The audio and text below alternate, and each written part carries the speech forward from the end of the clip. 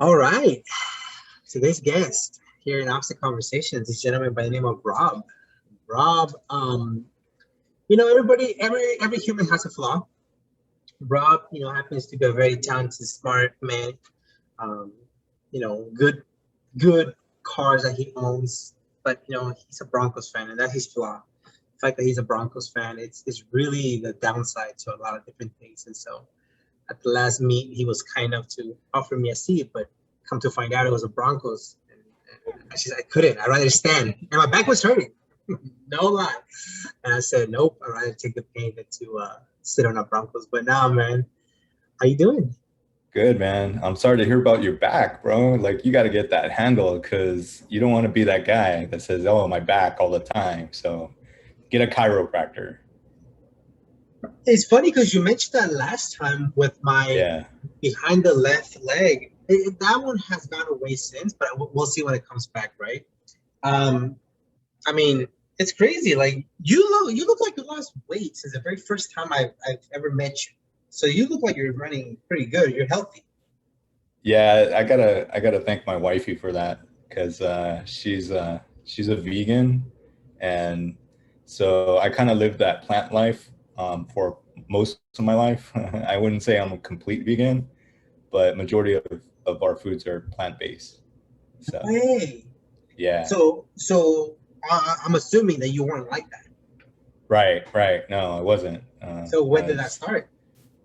It happened like gradually after my mom Gradually.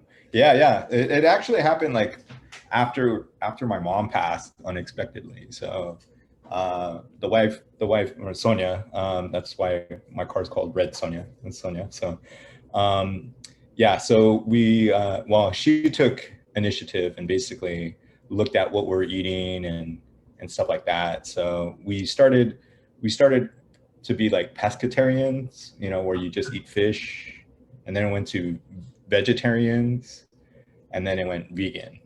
And so my wife's been a vegan for 4 years now.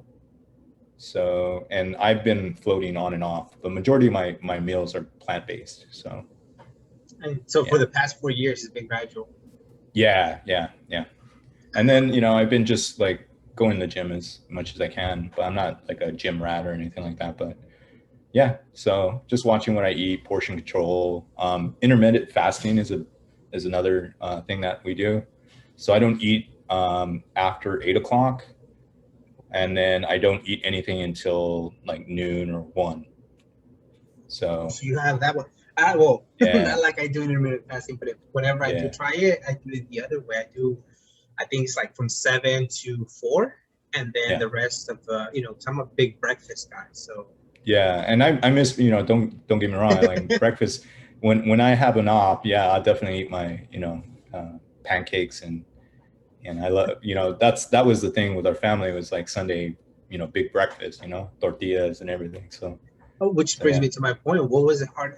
Okay, I'm not. I think the answer hasn't been easy. I think it's going to be a no. But what was it? What have you experienced being the hardest challenge? Kind of going vegan and then the intermittent fasting. The hardest, I think, being Latino, we eat a lot of, manteca and stuff like that. So like, um, and when my in-laws used to come down, and my mother-in-law knows how to cook. But yeah, just having tortillas with everything, or flour tortillas was what I used to eat all the time.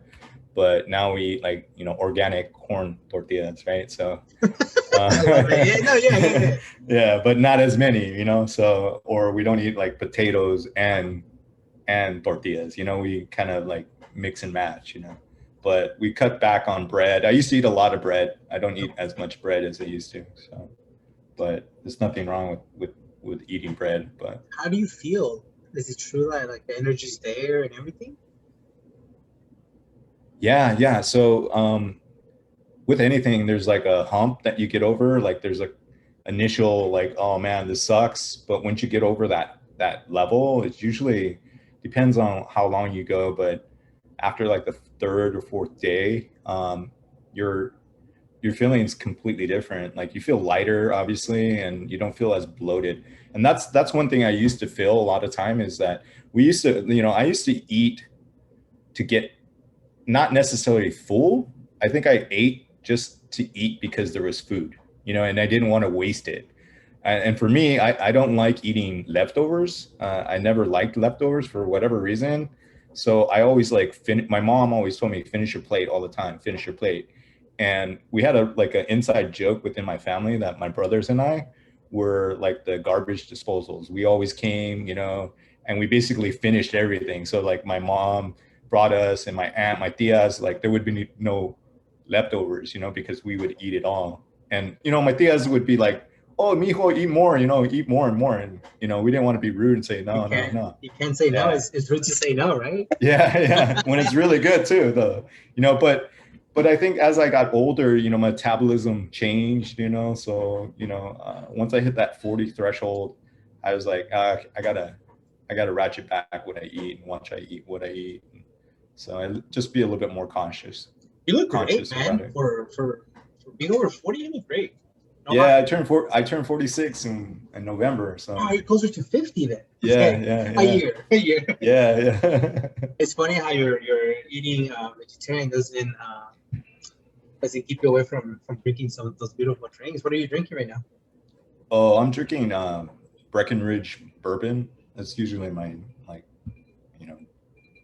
I don't drink as much. I used to drink a lot more, but I had a conversation about COVID, right? Like when we're in, sequestered where you can go out or supposedly, I did find myself drinking a lot more, and I was conscious enough to notice that, and I purposely ratcheted back. Like before I used to, I found myself like seeing empty bottles, and I'm like, well, when did I drink this whole bottle like by myself? Because my wife doesn't drink bourbon. So it was all you then. Yeah, it was all me. My wife. Yeah. So I mean, but what I've decided is like I don't like I used to get wasted all the time, like with the cheap stuff and all that stuff. I don't want to sound elitist, but I think if you step up your game a little bit, it makes it a better experience because you know that you have a little money invested into the drink, and you want to taste the drink, rather than just get to the head, like get wasted or get buzzed or whatever your purpose is. But I do enjoy a nice bourbon. This is from Colorado, so it's called Breckenridge. It's pretty good. And then I started a little hobby of like making clear ice. So I was about to ask you, because I can hear it. Yeah. So what do you mean? So there's a whole process on like making ice. So when you freeze water over time, if you let it sit, all the air gets trapped into the ice, and that's what causes it to get cloudy, right? So then I went on YouTube, and thanks to YouTube, right, there's a process called, I think it's called inverse freezing or something like that. I forget, but basically you get a freezer, a little cooler, you fill it with water. It doesn't have to be distilled or, people were saying, oh, you have to boil the water, stuff like that. That doesn't make a difference. So you just fill it up. It has an open, you take the cap over. It's like a little small 2-pack or something, put it in the freezer, and then less than 24 hours, you take it out. And then what happens is that it starts to freeze from the top all the way down. So when you take it out, the bottom is pretty much air, and then you just lop that off because it's not totally frozen. You catch it before it totally freezes, and you cut that piece off, and then what you're left with is like clear ice. And then you just chop it up, and then you could put it in Ziplocs and then save it when you want to have clear ice. So what did you do for quarantine? Well, let me tell you about that's basically what I did. And also I have a good story. Is like I got into old fashions, right? And an old fashioned requires like peeling orange peel, some citrus, right? And what happened is I peeled it and I sliced after my third one. I don't slice your own citrus when you're buzzing. I sliced my nail off, bro. Oh my god! Did you feel it? Yeah, I did. But like Like I wasn't going to I didn't the know oranges were emergency, red. or it was just like, yeah, it grew back, but yeah, so it was off. Yeah. Oh man, Yeah. So you definitely got a little bit of hobbies, huh? yeah. Yeah. I'm Yeah. glad it was just the nail, not the finger or anything. Oh, that's Right. Yeah. Got to be careful, man. You can't do that. yeah, I've especially always, fasting.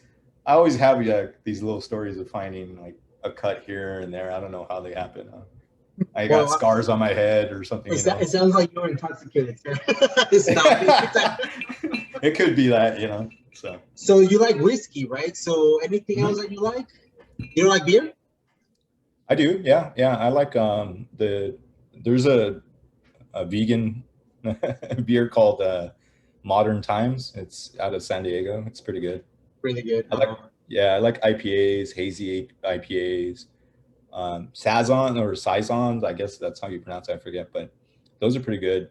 There's one here in East Los called Angry Horse Brewery. Mm. It's right on Whittier. It's pretty good stuff, man. Yeah, they have a hibiscus saison. Yeah, it's pretty good. Yeah. It's funny you mentioned a whole bunch like vegetarian stuff. Like obviously I'm not vegetarian or vegan. Definitely not vegan.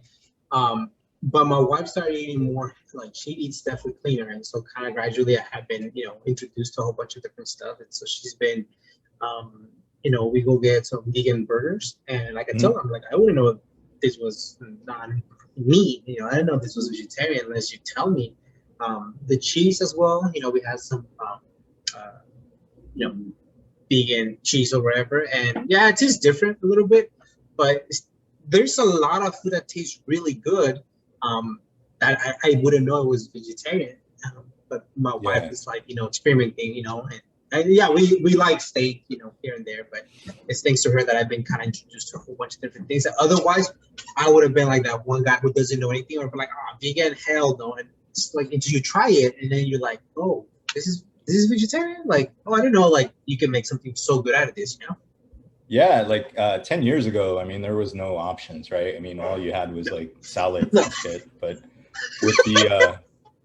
with the faux meat, right? The faux meats that are out there now, like from Beyond and Impossible and everybody else that's coming out. I mean, they're getting really creative, and then also, some people make really cool cheeses out of like nuts, like cashews Yeah. and and my wife has been experimenting. I've been the guinea pig, obviously. So Love it. but she makes some bomb ass vegan tamales. Like I'm gonna hook you up when we're making them.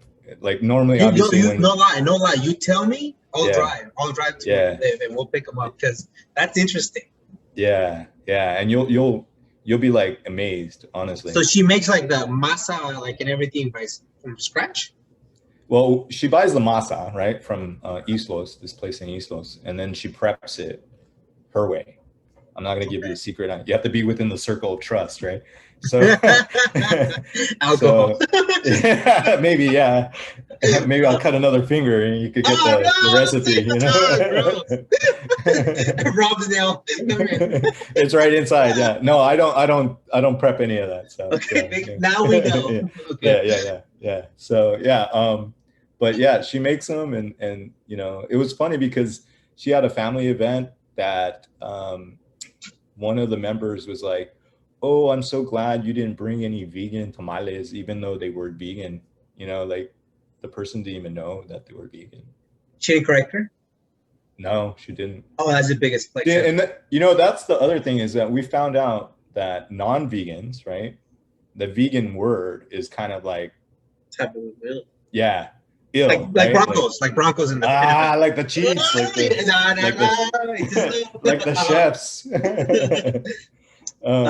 So, but we also found out if you dupe someone, they don't feel all that good either. So we're trying to figure out, like, plant-based kind of is like a warm medium right now. Like, but I just tell her, just say that they're tamales, and if someone asks like what they're made out of, just say that they're plant-based, and then that's it. That you're not duping anybody or saying that it's and that's meat. So funny. Like, you have to come up with an idea to say something that people will not be like, oh, this is gross, but it's actually good for their health. Yeah. So weird. The important question though is green salsa or red salsa on your tamales? We make both. Yeah. I No, like now you green. have to I pick like one. green. All I right, like all right, green. cool, Yeah. cool. See, Yeah. that's the Yeah. answer that we're looking for. Yeah. Whew, okay. You would have said red, I would have been like, oh, man, just keep saying. No. That's cool, man. So Yeah. Rob, Yeah. man, I mean, honestly, keep at it, man, because you look good. You look great for 46. That's cool, man. Yeah. Thanks, man. And the best part is that you still, 46, you're still playing around with Hondas. Hondas, yeah, man. Yeah. We're gonna get to all of that, but tell us a little Yeah. about yourself, man. Like, we'll get you mad, we'll get you upset. Where you from? Where were you born? Yeah. I mean, 46 years ago, you want to go back that far? I mean, I was Hell born yeah, here. man. Yeah, I was born in Norwalk. Okay. Yeah. So I guess from I guess my memories are from like 5 years old, I guess, right? Because I don't remember anything between that. So How like dare 5 years you? old, like, yeah, because my father passed away when I was like 4. Oh, Yeah. So then my mom moved us to an apartment complex in Rosemead, and it was me and my brother. Yeah. So we moved from Norwalk and maybe somewhere in between. I don't remember, but most of my childhood was in Rosemead. Well, South San Gabriel, Monterey Park area, So I grew up there in these apartment complex, right? And it was kind of cool because the apartments were like, there was like 100 of them, and they were all like different kids sizes and different ages, but there was like a good concentration of kids that were my age, or me and my brother. My brother Richard's only like he's 13 months younger than me, so we're pretty close. So we grew up like and what was kind of cool, the complex had like, gates and stuff, and so you could just play in the playgrounds. They had big lawns and stuff like that, so we didn't really have to go to the park. We had it all built into the apartment complex, right? So that was kind of cool. So just went to Montebello Unified School District. There was a school at Petro Heights, and then Macy Intermediate, and then went to Sure High School. Oh, okay. Yeah. But, I didn't really realize until maybe middle school that I was living actually in projects. So the complex was a fairly new one. And I found out that we were in government housing. Like, my mom was on Section 8, and I didn't know this. How did you find out?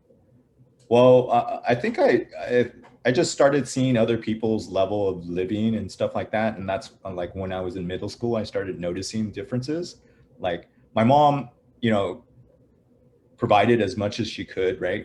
I don't think I ever, needed anything. It was there, there was a more want than need kind of thing, so, and I didn't realize that until like middle school, that we were living in government housing. And then I noticed that my mom's check was actually a Social Security check from my dad. He was in the Navy, so when he passed, that went to us, my brother and I, and she made that work for us, And my mom didn't really work while we were in grade school, and she didn't work until we were in high school. And but that was kind of cool because my mom's house, or the apartment, was like kind of the epicenter. Like, all the kids would go to our apartment and have like early breakfast, and then we all would go to school together as like a group, Oh, wow. So, yeah, so it was kind of cool, that little things I remember. My friends that I still have a couple of friends that are from, we call them the Villas. That's where they're called San Gabriel Villas. So so I still talk to them and stuff on Facebook and stuff like that. But that I remember is that was really nice, that my mom would get them ready. And I remember their parents would bring them, drop them off at my mom's house, and she would kind of get them ready and help them, get to school. Wow, that's crazy. So Yeah. it's funny. It's funny you say that I didn't know we were in Section 8. I didn't know this or that until you got to middle school. But I think part of that is because you grew up in an era. I mean, I feel like I'm closer to the last generation who grew up with a childhood which was outside. You know, now I think everybody after me, I guess, in the mid '90s or even late '90s, early 2000s for sure, technology has been a huge part of not of their whole childhood. So you pretty much, I'm sure you spend a lot of time outside playing. And Yeah. so when you're playing, you're like having fun, and everybody in the community, you're just having fun, using bikes, skateboarding, whatever you can. You kept yourself busy. That's why you never even noticed. You didn't have time to, think, what am I missing? Yeah, that was true. Yeah, I remember, the days where we would stay out until it got dark, and that's when we came in, like all day during the summer, we'd be out playing. I mean, we would come in every so often, get water, something to eat, and then we would just go out and play in the playground, play with our bikes, like you said, skateboards, etc. And we kind of had our own system of watching each other. It wasn't just one kid; it was like maybe 6, 7 kids that were kind of not necessarily a gang. It kind of evolved into that. That's as Rob, soon as we started getting Veggie into that. 13 gang. Right. So Little veggie, big veggie. but that was what happened. Eventually, some of the guys got into the neighborhood stuff, and But it goes back to that, I think, because they're trying to belong, and that's what they know. That's the thing. That's the community. Yeah. That's how they It grew up. is. It is. Yeah, definitely. And technology was fairly new in my place. Like we were like the first to have like a DVD player. I remember that. Dope. Yeah. Well, before that was like what, VHS and all that stuff. VHS, yeah. So that was a trip because there was a local video store that was like across the street, and during the summers there was a guy that worked there, and he would just let us chill inside there and watch movies, and then he would let us rent movies that were not like I remember seeing Faces of Death, and I was like, what, this is crazy. Like I saw these crazy movies like Skinamax movies when I was 13, 14, and we were like thought were big shit, like at the time. Well, yeah, it's pretty cool that you can get that little, hook up the plug, man. Yeah, because one of the kids were, their parents weren't home, so we'd just go and watch it there or whatever. So yeah, it was crazy. Oh, man. That's cool, man. And so how were you like in school? Like, did you like school? Yeah, so pretty much in middle school I did pretty well. It's kind of funny because like a lot of my friends from the neighborhood, in middle school, we'd hang out and stuff like that.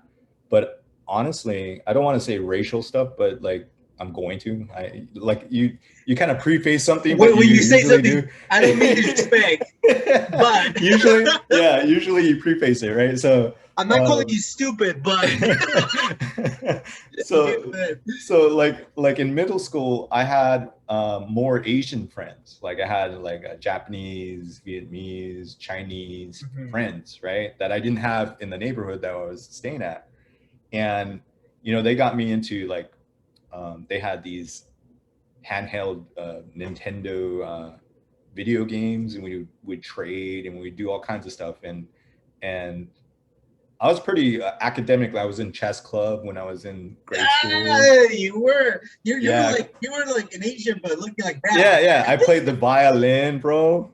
I played the violin in grade school. I'm sure you were a ladies' man. No, dude. I was a total nerd, bro. I was into comic books. Really? I wore like, didn't notice. Yeah. I had a Batman.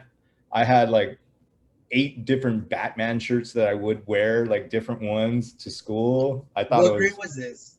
This was like before junior year of high school. Just kidding. No, 7th grade. Yeah, 7th grade. Yeah. Shirt tucked in and everything. What's that? Shirt tucked in and everything. Nah. Okay, you weren't that big of a nerd. No, I was still a rebel. I was kind of a torta there, man. I was kind of a porky right there during that time. And I remember because like in 8th grade, I had this crazy crush on this one girl, and she like broke my heart, bro. Like so you asked really her out? Painful. Yeah, I was like, I asked her. Person, like, hey, or did you do like a paper or what? No, in a paper. And then I heard her like say something bad about me or whatever. Like, That fat oh, ass wrote me a letter. yeah, basically that. That And fat then Spider-Man wrote me a letter. so check this out, So bro. what Like, happened? so after 8th grade, like the summer, like something kicked in my body, like metabolism wise. I dropped like 60 pounds, bro. What summer was And then this? this is between 8th to go into high school, 9th, Oh, okay. to become a freshman. When I get into high school, no one recognized me at all. Like other than the friends from the neighborhood, but like that girl didn't even recognize me, shit like that. So yeah, it was a Did she talk trip. to So you? then I got a big head, bro. Like Yeah, you look you good. know, I thought I was all the shit, you know, I thought it was like God's gift to women, right? So so I was just like enjoying it. 9th grade, 10th grade, and then 11th grade, um, I met my wife. So yeah, and so you know how in high school you have cliques, right? Different cliques, like Mhm. you know, you have the stoners, you have, you know, the preppies, etc. Right? Yeah. So she was in a different clique than I was, and She was you know, normal. yeah, she was into rockers. Like I don't know. She was into like rockers, and it's a trip. But What clique were you in? I was in like Shit. You look preppies. better. I was a preppy at the time. Oh, okay. Yeah, like I wore sweaters and like I thought I was like rim-eyed glasses. I was like, yeah, I was like a preppy. So, but anyway, like we met through a mutual friend, and you know, I met her and she seemed really cool, but then I couldn't see, you know, I couldn't find her in high school. Like I couldn't find her because she was in a different clique, whatever. So then, you know, like in high school, they had these extra like ROP classes for like occupational programs and to learn a trade or something like that. Like after And school. yeah, after school. And one was auto mechanics. And I was like, oh, I'm going to learn auto mechanics. I was interested in auto mechanics. So I go to Montebello High School, and that's where that was. And sure enough, she's there with her friend. And I'm like, hey, I know you. She's like, oh, yeah, you're Dee Dee's friend. I'm like, yeah. So we started rapping. And then that was after school. So that, you know, we didn't really learn anything in auto mechanics. We just go out and bounce and do our thing and come back and, you know, hickeys and shit like that. So, but That's cool. yeah. So then in high school, she was a sophomore and I was a junior. And so we were on and off throughout high school. Nice.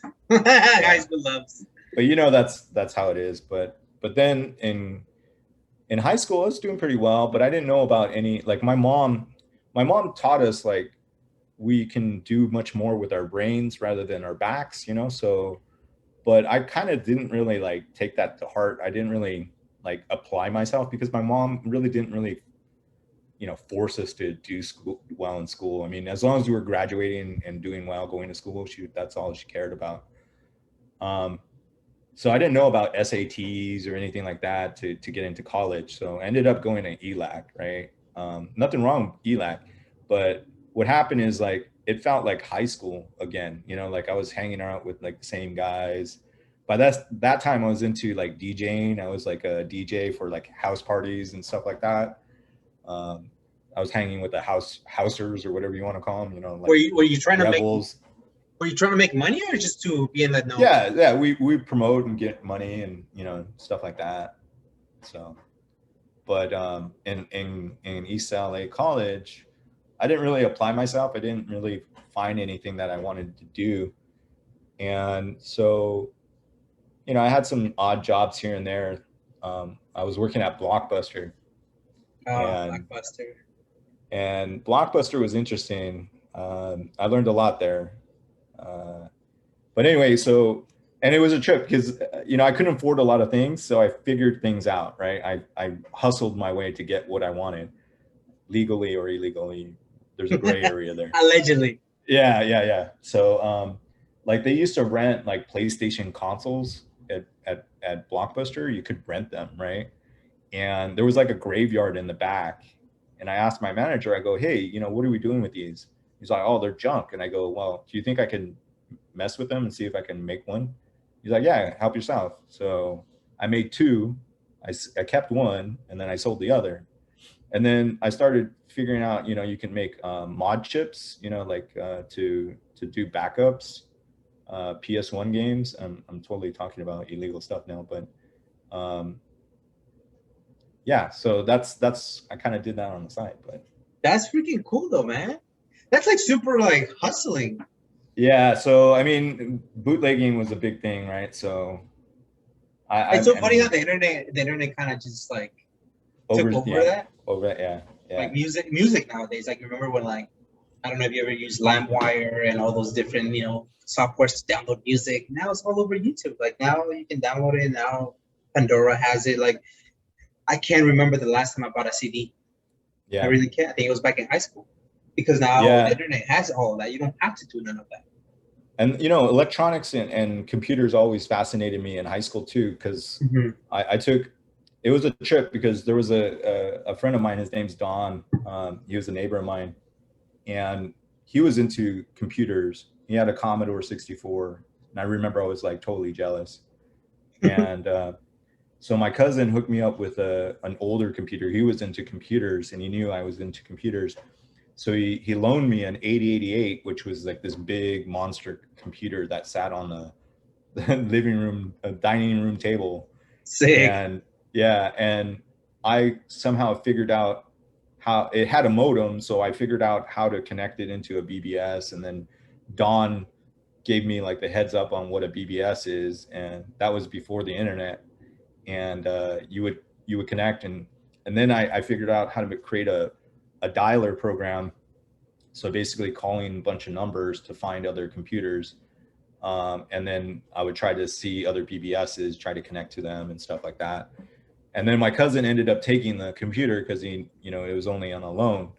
And so I was kind of sad. But then in high school, like Don helped me learn about computers. And the first book, honestly, to tell you the truth, guys, first book I ever read end to end was a programming book in BASIC. Like it was a 300 page book. You know, I remember like getting like the Grapes of Wrath, you know, To Kill a Mockingbird. There's levels of nerdness, homie. Yeah. There's levels of being a nerd. You went up here. You read the whole thing. I read it end to end, bro. Like I read it, and that was the first book that made sense to me, because, you know, when you go to school, it's interpretive. Like the teacher was asking you questions about like a book, and they were asking you questions of what was the author saying in this passage. You know, it's like, how am I supposed to know what the author is saying, and how are you to know? Were you there with, you know, that author? You know, I always had that attitude of like questioning and basically challenging people's like responses. Did you do that in high school? I didn't all throughout my life. Yeah. I'm sure people love you, Rob. Yeah. Like, no, they didn't. I'm being sarcastic, Rob. Yeah. I was very fork tongued at the time. I had a really bad scale it back attitude. Yeah.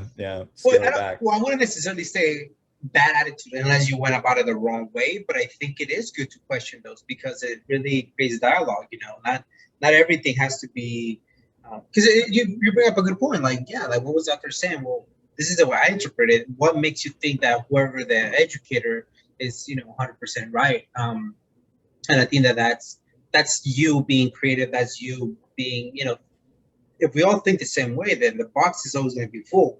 Someone has to look outside from the box and be like, you know, we're thinking different now. And so that's how you create dialogue. And I'm sure you weren't the only one that was thinking that, but nobody wants to be that guy and, you know, give it 2 seconds. Rob will speak up for the rest of us. Don't agree with Yeah, this. I wasn't that guy per se, you know. I mean, if someone was asking me things, if you don't know you're that guy, you're probably that guy. Just like I was prefacing that racial thing, yeah. So, yeah. So you know that like technology always fascinated me. So what was kind of cool is that while I was at Blockbuster, I was like, man, I need to find a better job than working with a customer, face to face. So how old were you at this time? Sorry. Yeah, I was like 20s. I was working with my cousin too. Like my cousins own dry cleaners too. So like I was working in the cleaners, and then I worked at Blockbuster, and I think I was like 23. Okay. So did you go to college right after high school? Yeah, but I kind of dropped out. It was like JC. I dropped out of JC. I took maybe 2 classes, and that's about it. So like maybe one semester. At this time, you're just straight working at Blockbuster. Yeah. Gotcha. Yeah. And then I came across an ad, and this is when like the boom happened, and this is good timing for me because I was pecking away. I ended up getting a 486 computer, and I started messing around with that, got into BBSs again, and started learning stuff. And then I came across an ad about tech support for AT&T WorldNet, which was like an ISP at the time.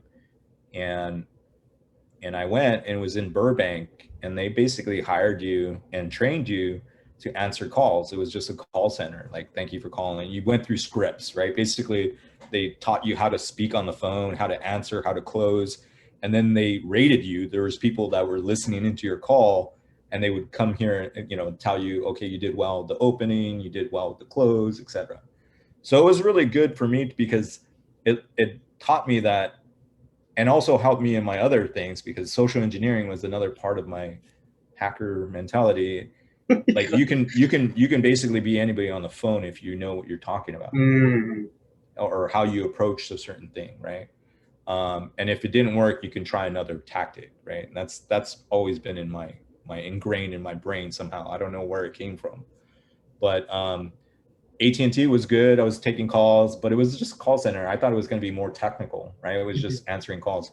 So then Earthlink had someone called, and he was on the phone while I was helping him. He said he worked at Earthlink, and I heard about Earthlink, which was another ISP, and they were in Pasadena, and it was much closer than Burbank, right? So he's like, yeah, you should come down. So I went down there, and they hired me on the spot, and I did tech support for Earthlink.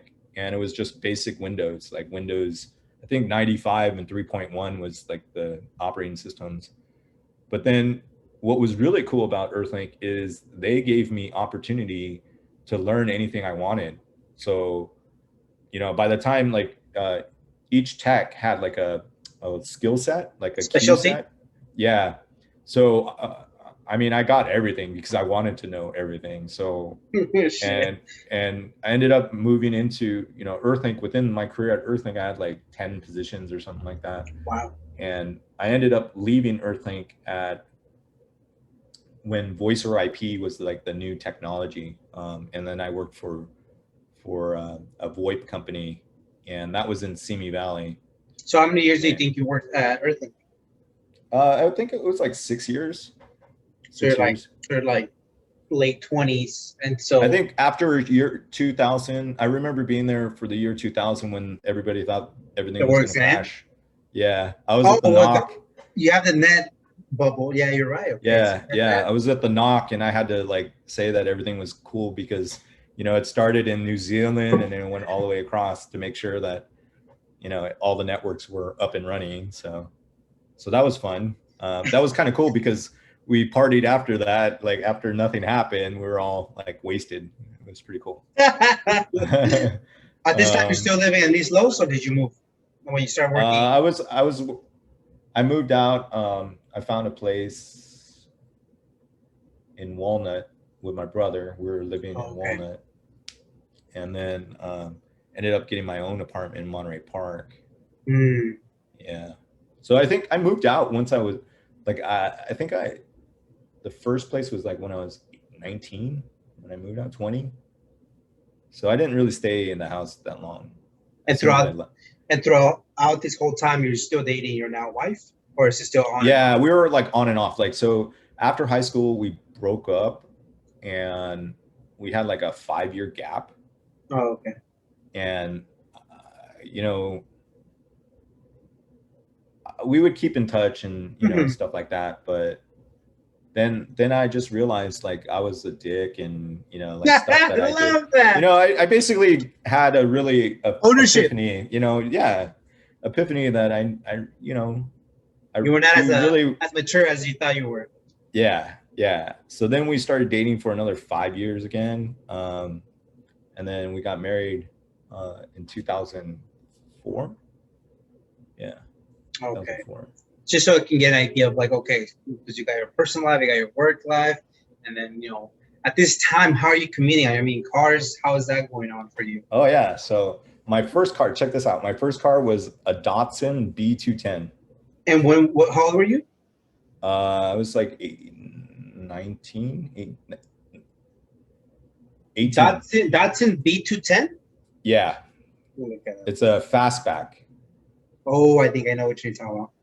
So check this out. So when I went to high school, you know, they would give you driver ed for free. Ooh, that was a long time ago, my man. Right? So in my year, the second half of the year, they decided to charge. So like the first year, since my last name is a T, it was the second half of the year. Okay. So then my mom couldn't afford the money, and it was like $300 or something. So I couldn't get my license or driver's ed. So then what I had to do is wait until I was 18, right? And by that time, we didn't have a car with insurance. Like that was the whole thing about my mom would have a car but no insurance, right?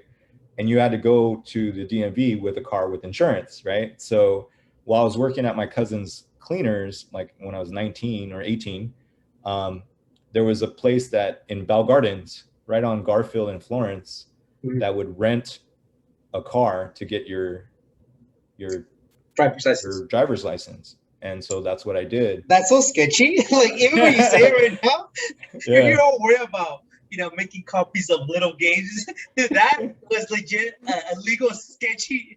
I just want to rent a car because my car doesn't have insurance, but I'm still gonna go back and drive the car that has insurance. Or that didn't have insurance, right? Yeah. So then I got a car with no insurance, drove it around. And it was a trip because like that Datsun so you say that your license may not even be valid? Is that what you do? You're my saying license, too much. My license is valid now. I'm all up and up now. So you get the Datsun, right? How did that come about? Oh, my mom helped me get a Datsun. So that my mom found it for me. She helped me buy it. It was like so it was like whatever's in the budget. It wasn't like you were like, oh, I want this specific car. It was like $500. Yeah, she helped me buy it. 500. And then it was an automatic. It was white. So and then I remember I took it out and I was drinking. I got a little bellow and the parking lot or the carport that we had our car in, there's like these poles, right? And the front bumper was like one of those bumpers that kind of like had a metal. It was a metal bumper, right? Very but bulky. it was bent, so it kind of had like a hook. And when I pulled out, like it hooked onto the pole, and the whole front end came off. And I was like late to work, and I was like, oh man. So I had wire-in hangers because I worked at the cleaners, and I just wired it up as much as I could, and then I drove it like that. And then I was driving it for like maybe like 6 months like that, and I went to the market down the street from my mom's apartment, and this guy goes, hey man, I got a car like this for sale. I go, how much you want? He's like, $250. I'm like, really? He's like, yeah. So he came back and he brought it down, and it was cherry. It was green, same color, had better seats and, you know, like different things. And it was manual. But check this out. I didn't know how to drive manual. And it was just me and this guy. And he's like, hey, you want to test drive it? And I'm like, yeah. He's like, all right, here you go. I go, no, you can drive it. I'll see how it goes. So yeah. So he comes back. He's like, what do you think? And I'm like, all right, yeah. I'll give you 200. He's like, all right, cool. So $200. Wow, Yeah. So I freaking did 200, God. $200, and he's like, all right, here. And then I was like, okay. So I have two cars. I have the white one, the beater. It's all messed up. It's automatic. I could drive that home, which I did. And then I walked back. It was like maybe 4 blocks from the apartment. So I walked back. I jump in the car, and it took me like 2 hours for that 4 blocks to get back home, because I was like stalling and people honking, but I got it back, dude. And One of the best stories. yeah, No way. yeah. So then I had both cars, and then what I started doing was piecemealing stuff from the white car. I had a better sound system. I put it in the green one, and Legoing and them.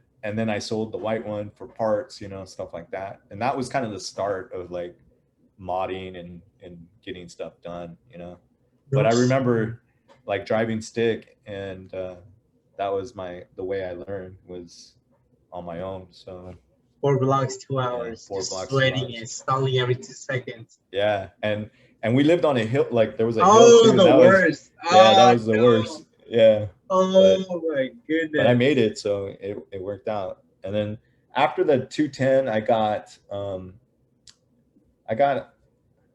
so my brother got a Civic, like a 4-door Civic, like a 99 or something like that during that time. And because he was making decent money, he bought it, and I think he was leasing it. And him and I would share it, whatever, and I would borrow it, and then I took over payments for it. And so I had that for a little bit. It was automatic, and then I came across By an this time you Accord. got by this time you got rid of the Datsun.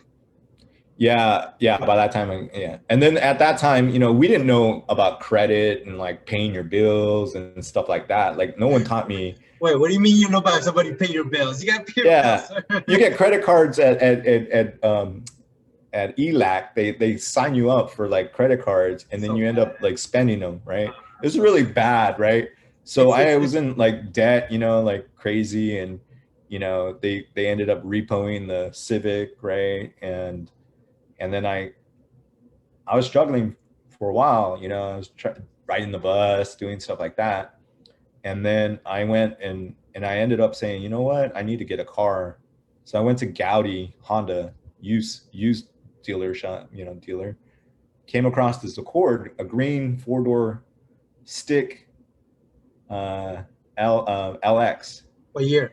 What year Accord? It was a 96. 90, Gangster. 97 actually, Oh 97. my god. That must have So been expensive. yeah, so I You're think it like, was like yeah. 17 grand or something like that they wanted.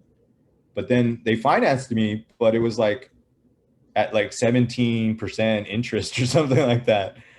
And it was a trip because I was driving that and I was doing well at work. My income was getting better. I was getting different positions. My income was increasing, etc. But what happened is like insurance was another thing that I didn't know about. So like I started with like the cheapest insurance because that's all I could afford. And then when I went, I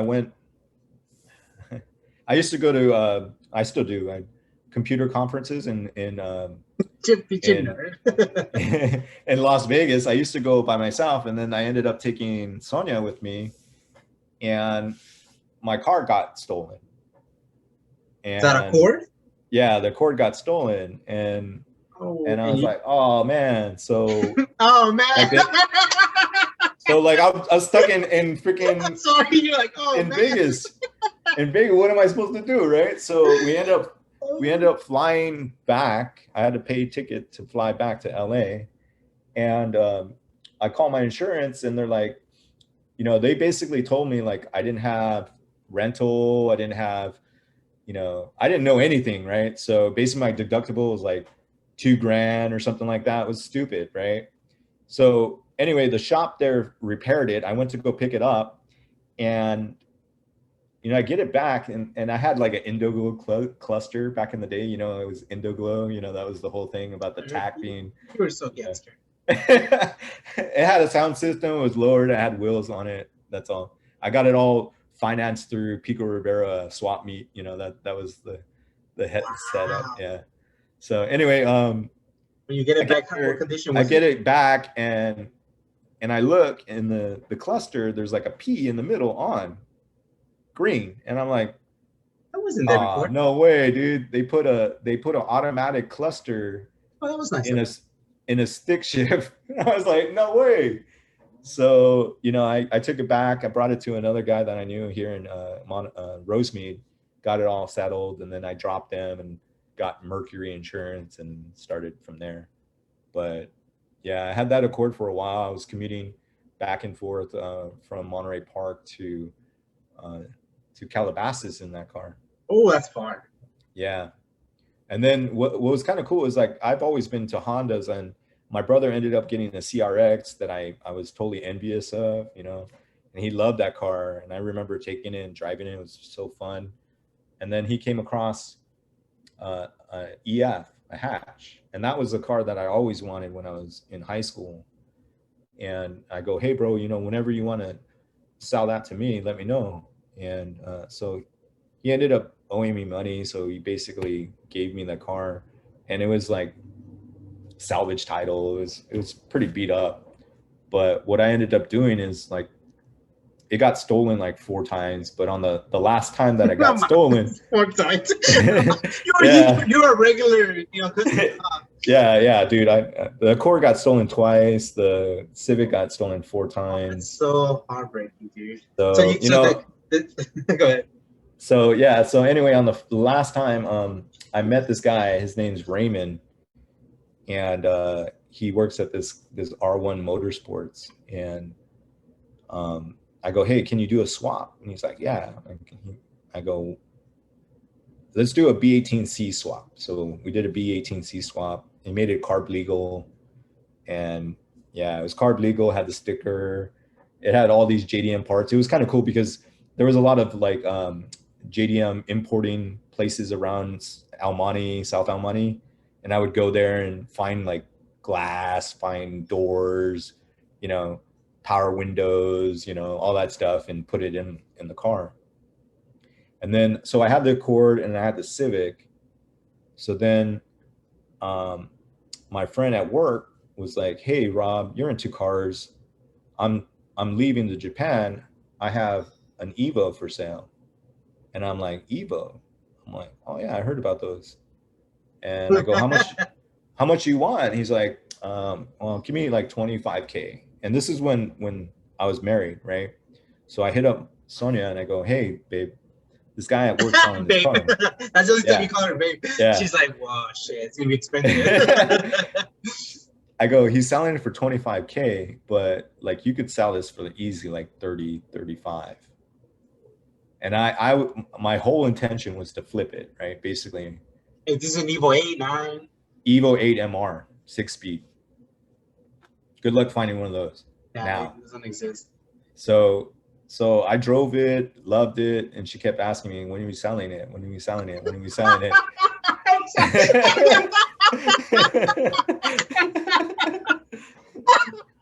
I'm not here to drink water. Oh, she kept asking me. Oh, yeah, she kept asking me when you sell it. Like, dude, this doesn't even have electric windows or anything.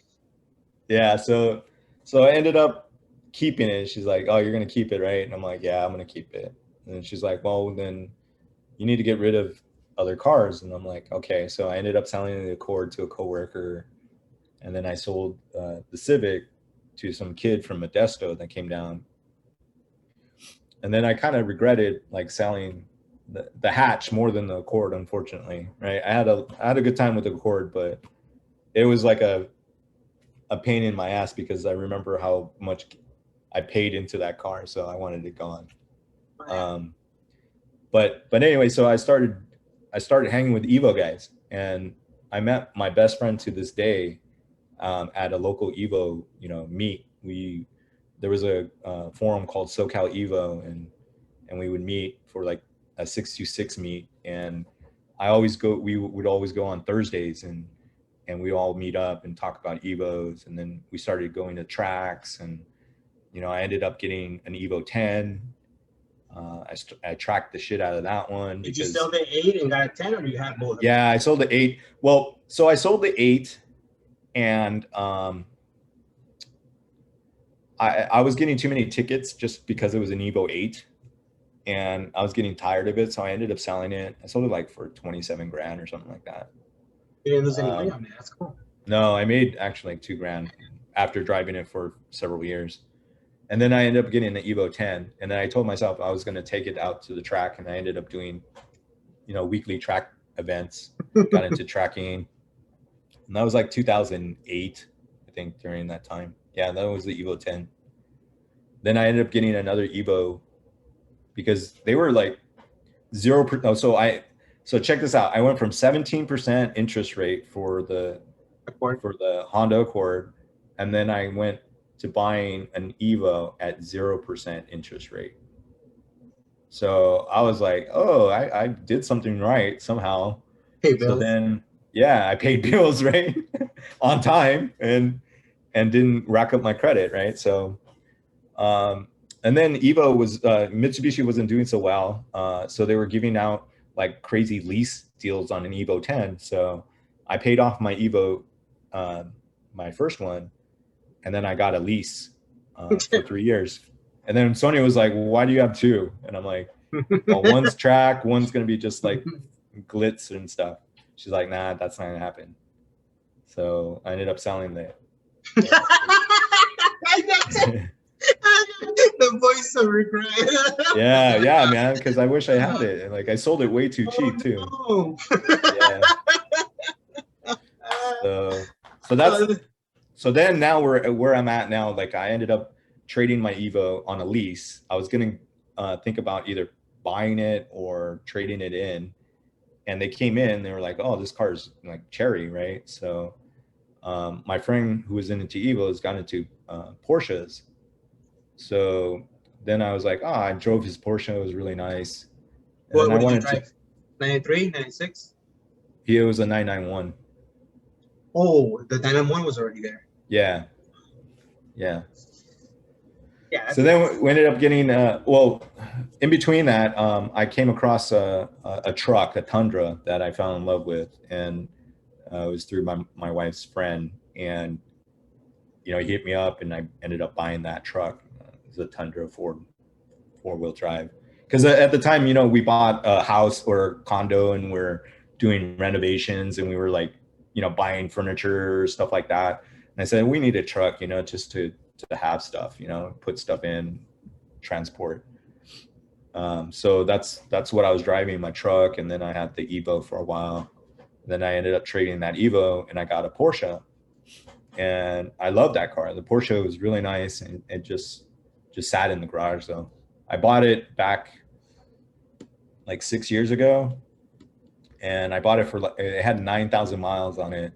And right now it only has like 28,000 miles on it. So that's hardly 991 I have right now. Yeah, the 991 I have now. So you sold the Evo and picked up the Porsche? Yeah, they actually gave me money on top of that Evo to put for the down payment, half of the down payment for the, but it was a trip because at that time, Porsche didn't want to finance me because I didn't have like financial, history for a big purchase, right? So that was an eye opener too, to figure out the crediting. So, I got a decent rate, and it was like 3.5 points, but yeah, that's good. But for 60 months, right? So I ended up paying that off, and because I double paid and all that stuff. And anyway, so yeah. How do you decide on the 991? This is a Carrera S, right? Yeah, the Carrera S. So how do you decide on that one? How come you didn't go with maybe like a 997? Or you were stuck on that 991? Yeah, it was a pre-model. It was right there at the, and it basically, so in the used Porsche market, it's very hard to find what you want because they're very customizable. Mm-hmm. And they're like different flavors for different owners, right? So like sometimes you'll come across a used one. It may have this, but it doesn't have that, or it may have this, but you don't want to have that, stuff like that. And McKenna has a really racing pedigree, so they have like a lot of configurations that they do for their dealerships. Mm-hmm. And that was one of the configs that they did, it was a config that I liked, and I ended up buying that one. So how long were you thinking about buying the Porsche before you actually pulled the trigger? you know, I went with my friend when he had his car in service, and I looked at cars, and then it was maybe a month. I remember it was like during Labor Day. A month. But you know what I did is this. I said, "Hey, babe, I'm thinking Here about comes buying again the baby. Here comes again. Yeah, you got to do it. You got to sweeten it up. I go, but check this out. You know what I did before this is that I bought my wife a 335. Smart man. And, you know, her car was the first fancy car that we had. No complaints here, huh? From the wife. Yeah, No, there's no button names. Okay. So then she's like, because I was looking at a GTR also, and she's like, I don't see you in a GTR. Like, you know, if you're gonna go from an Evo to a GTR, that was kind of the same car, right? So, so not really, but I get you. Yeah. Yeah, but also you're paying like $100,000 for a Nissan, right? So you have to. I mean, not to knock Nissan, I'm not knocking. No, but you're buying $100,000 car, and to get an oil filter, you're gonna have to drive into Nissan. That's a little different, right? And you'll see a Sentra right next to your GTR, you know. and they probably share the same oil filter. Right. So you know, I mean, without your filter, we gave it to the Sentra guy before you.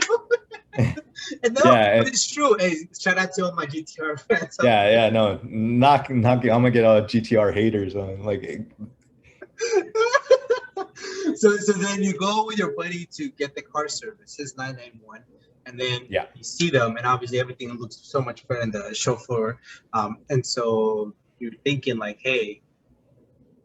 Yeah, so I said like, oh, let's do the numbers. Let's run the numbers, see what I can afford, you know, and then. You know, it made sense. And then I basically, you know, I told my wife, I go, hey, I'm thinking about buying, this is the numbers. This is, I feel that I can make this. And she's like, well, if you think that you can do it, you know, I think go ahead. And I'm like, okay, cool. Yeah. And was it Carrera S that you were looking for, or you were just Carrera S, or anything between? No, I think the Carrera S, this one was nice because the Carrera S, and then you go into like the four-wheel drive, or you go into turbo, and the price goes way up, right? Depending on what models you have. Mm-hmm. But the 3.8 was always something I wanted. And I was hearing about like a turbo coming out and stuff like that. And so, and then, you know, I wasn't really a big fan of, you know, PDK. I was like, oh, manual, everybody wants a manual, right? But then I drove the PDK and I was like, yeah, I used to commute in a manual, like 2-hour commute. It wasn't fun. So yeah, I think I'm gonna do a PDK, and that shit was quick as F. Like it switches so fast, and if I want to get into like my own shifting, I can do it in the paddle, which I hardly do, but and then I think I told you it has 3 modes. So, and it doesn't get loud until you want it to get loud, or it doesn't get hard shift, you know, suspension wise until you want it to get hard, mm-hmm. Right? So that sounded wrong, but yeah. No, I get you. Okay. So then, you know, before we move away from the Porsche, because I know now I'm gonna bring up some bad memories. Yeah. What happened, man? What happened to your beautiful car? Somebody was hating, you know. Yeah, some nut probably went crazy at a parking lot and decided to take it out on not only my car but like 8 other cars. More higher end cars, you know. Yeah. It's almost like, they can afford it, you know. Like, let's punish them by being a shitty person, damaging their goods, and then you're still stuck in the, you know, POS life that you have, and you know that's the way you go about it. So, no color change for that. So for those that don't know, his Porsche ended up getting keyed pretty bad. Not like a little key, like he got keyed. Apparently, it was the whole entire car, and he knows how much I'm in my pursuit for my 63 Impala or my Porsche. Specifically the 991, like the one that he has, and he's like, hey, so you want a Porsche? I was like, please don't tell me that's yours. He goes, yeah. Oh, that's so heartening. But keeping the same color, right? Black. Yeah, it's gonna be black. Yeah. Okay. Yeah. And then is But that a check this car? out. Check this out. This Go is ahead. kind of wacky that when you get into a certain level, and coming from where I was from, from the projects and pretty much, right? So, I was in San Diego. I'm trying to figure out what I'm going to do. So I ended up driving it back up because it was drivable, although it was keyed to shit. I take it to a body shop that I really have history in the past, and they've done really great work in Alhambra. They were on it right away. They call me up and say, since there's damage to the bonnet, which is the frunk, right? Porsche does not, since we're not an authorized Porsche collision center, we're not able to buy the bonnet from Porsche. They won't sell it to us. So I'm like, Wow. really? I'm like, that stinks. So now I have to take it to a shop that I don't have any history with, that is a Porsche, authorized.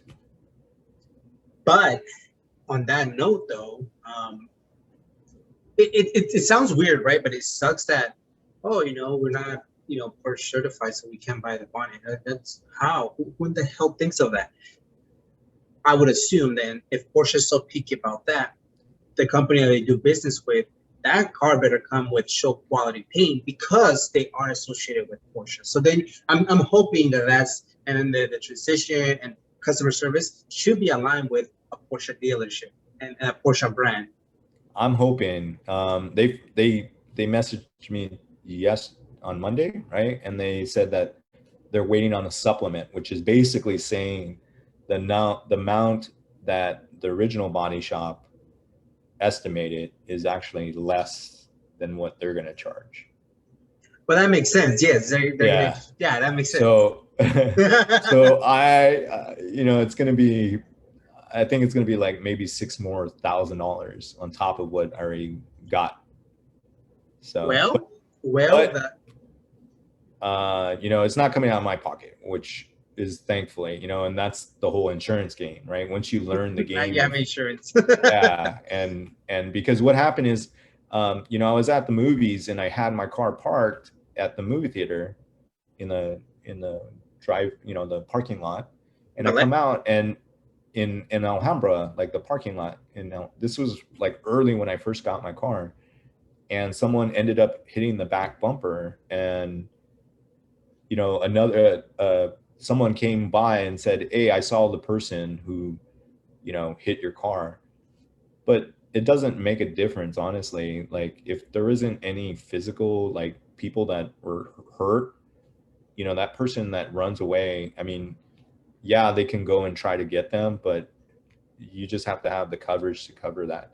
And at that time, my deductible was $1,000. Nice. And I had to come up with the first 1,000. I had to eat that, right? So then I was like, F this, I'm gonna pay whatever I need to pay. And now my comp is at $250. So you pay more monthly.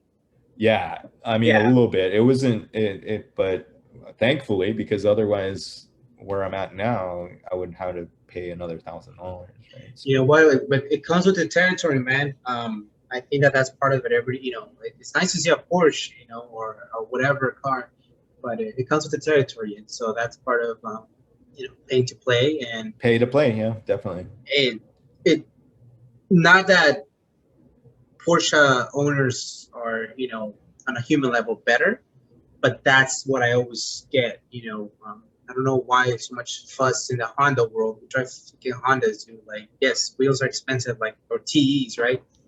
But your TEs that you're so happy with, that's a freaking front lip for some of these cars. And you're like, this is insane. And people don't realize that because they've never experienced that. And so, trust me, I've heard and I've seen some stuff with Porsches, and I'm like, damn, like, it's expensive to own one of those puppies. They look great, but they're expensive. It's a blast to drive. I don't, that's the whole thing is like, and now that I have, 6 different cars, I have different, they all have different 6 different cars. Yeah. They all have different 6 cars, sir. That's why. They all have different personalities, right? One's a little bit more fussy, one's a little bit more, you know, I think there's characteristics. There's souls in them, because like, you know, my friend who got into PE cars, he got into Teslas, and then my brother got into Tesla. And being a tech guy, you know, my brother was like, why aren't you into Tesla? And I'm like, you know, I'm not knocking the tech. The tech is great, but you know, I don't need tech to drive me, right? I want to drive the car. You know, I I appreciate it. You know, I think going forward, autonomous driving is going to be, you know, great for the economy, for environment, for safety. You know, but I don't want it to be regulated to the point where, you know, you can't drive above, you know, a certain threshold, or you know, it's rate limit, and that could be all implemented by autonomous, right? So I still want to have the freedom of driving as fast as I can without getting caught, and safe, right? And that's one thing, is like, I can hear the car, I can smell it, I can even taste it if I want to, you know, like oil, and you That's know, you weird, just but don't. okay. Yeah, It's like the whole car. It's like the whole car getting hard at the matter. No, I it get you, is. man. So then, you know, I have that the hatch that I really love, right? And then Well, I have this. before we get to the hatch, Okay, do you need a yeah, break? Do you need to drink something? Get yeah. more I'm refill? gonna get some Get another. your refill. Go ahead. Yeah. All right. Alrighty, now that you got, I could hear you fighting the ice. Your clear ice. Yeah, man, I gotta chop it down to fit in the glass. Oh man. So obviously we have 6 cars. You don't own a Tesla, right? No, I don't. Okay, you don't own a Tesla. The hatch you did share with us that it was time because it was your 40th birthday. How does somebody from your background, which is very humble beginnings, work your ass off, get to this level of personal achievements, get a Porsche, and obviously struck for the different reasons, blah blah blah. What is the mentality? What flip or whatever that said? Let me go get a Honda, and not because Hondas are cheap, or but it's just that not the stigma behind it, or it's just because it's almost like, how do you go from this 911 to let me just go back to Civic? Like, how does that work? Yeah. So, I mean, I think I mentioned that I really regretted selling the hatch that I had, and I don't know. I just always had somehow find my way back to like Honda Tech, or Honda forums, or some Facebook group that's Honda related. I don't know why or how. It's just a gravitational pull, because there's a lot of people that make great Hondas. Like, they put them together, and like, wow, I wish I had the time, and shop, and even garage to do that, right? Like, I know I can do it, right? If I had the time. I am just, I'm busy with other things, and I appreciate the craft and the passion, right? I mean, what's name? Joey says, passion, with passion follows everything else, or something I like. love how I you completely butcher right, that. blow it out. Yeah, I don't know, but I love what is the saying? I forget. passion first, the rest will follow. There you go. Yes, thank you. I mean, I'm gonna add it up to the bourbon. That's what it is. But yes, but that's exactly it. Passion. Did you pause? You're like, wow, completely butchered I blew that up. Yeah. Hey, let's restart. Sorry, Joey. Sorry, man. I really appreciate what you do, but yeah, I really, that after I saw that, I was like, yeah, that's exactly what it is. Mm-hmm. And anything in life, right? If you have passions, it will follow. Like, and that for me, it was computers. I got into computers, and I'm very passionate about computers, and I'm always into computers and figuring out things and hacking this, hacking that, putting stuff together, taking it apart, trying to make it do something that it's not supposed to do, or ask, why is it set up this way? Why couldn't it be set up this different way? Stuff like that. So back to the Honda, is like, I came across that Honda, and I'm like, yeah, I need to jump on that one. It's So worth it. So were you just like surfing for cars, like kind of like Craigslist type of thing, and then whatever pops, like for me, I always put like manual and then image, and then Sometimes I won't even search for a car. I just search, and then whatever comes out, there'll be a BMW 36, there'll be a Datsun. Is that what you were doing, or you were specifically looking for a Honda? I think I was on the Honda EF groups. I'm still on them, like EF for sale, stuff like that. I don't know why I joined them. I just joined them just to see what was there and figure out. And that's how I came across that one. So you see it, and obviously it's a beautiful car. Yeah. You mentioned it was between that or a watch. Yeah. That's what I was doing. Is like, because hey babe, here comes a call. Like, hey babe, oh shit, what did he want down? Hey babe, yeah. So yeah. So that was it. Yeah, I was looking at a Rolex, and I, that was kind of like what I wanted to show that I kind of made it, because I always thought, certain brands, if you had, were like an accomplished or a level of being a certain status, right? I don't know. I've always chased that. I've always been like a person that one up. Like, I want to go the next level. Like, not necessarily to show off, but just to say that I made it, for You're myself. proving to yourself. Yeah. So, Rolex was kind of like that. And I had a bunch of other watches and stuff, and, Tag and stuff like that. But I came across that hatch, and I was like, I could get a car instead of a watch. And so that's what I did. That's what you did. So then the car you was where again, in Indy? It was Indiana. Yeah. This guy named Joe Gibbons, cool guy, really cool guy. I hit him up. He's like, yeah, it's still for sale. And I'm like, okay. I'm in LA. Let me make arrangements to get out there. So he's like, yeah, take your time. So, if you're really serious about it, yeah, definitely I'll take it off. And, and I said, yeah, I'm really serious. So I flew, using points, because at the time I was traveling for work. So I used, points to fly to Indianapolis. It was a work expense. Well, it was nice because at the time, I could use my personal card and get points for my travels, right? Nice. So, but now that that Blackbuster kid. I wonder why it changed, because YouTube Rob no longer. It's not as but anyway, so yeah. Let's say purchase something else. Yeah. So then you fly out. Did you send a deposit or something like that? No, I didn't. I didn't send him a deposit until I actually saw the car. I actually didn't want a deposit. So he was really cool. So I went down there, met him, and it was at he's like kind of outside of Indianapolis, kind of a drive, not necessarily all the way out of Indianapolis, but it was like his grandfather's or family's hangar. So it was kind of like in the fields, right? So there was a hangar, and I guess that's where they put the crop duster, stuff like that in there. And it was just in there. And he had his grandfather's old truck there. It was really cool. He's a really cool guy. So he pulled it out, and I was like, damn.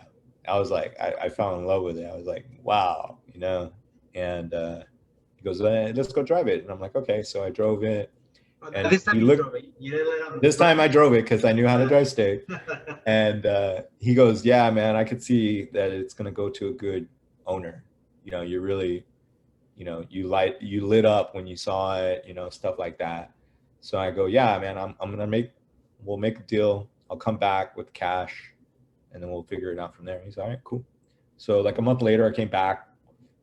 We worked out the numbers, and then I said, okay, well, I'm not going to take it, but I'm going to set up transport. He's like, all right, cool. So worked it out. Transport came, picked it up, dropped it off in my friend's shop. I think a few days before my birthday, on the 6th of November, my birthday's on the 10th. So it kind of worked out at the same time. So I was like, yeah. So to be. Yeah.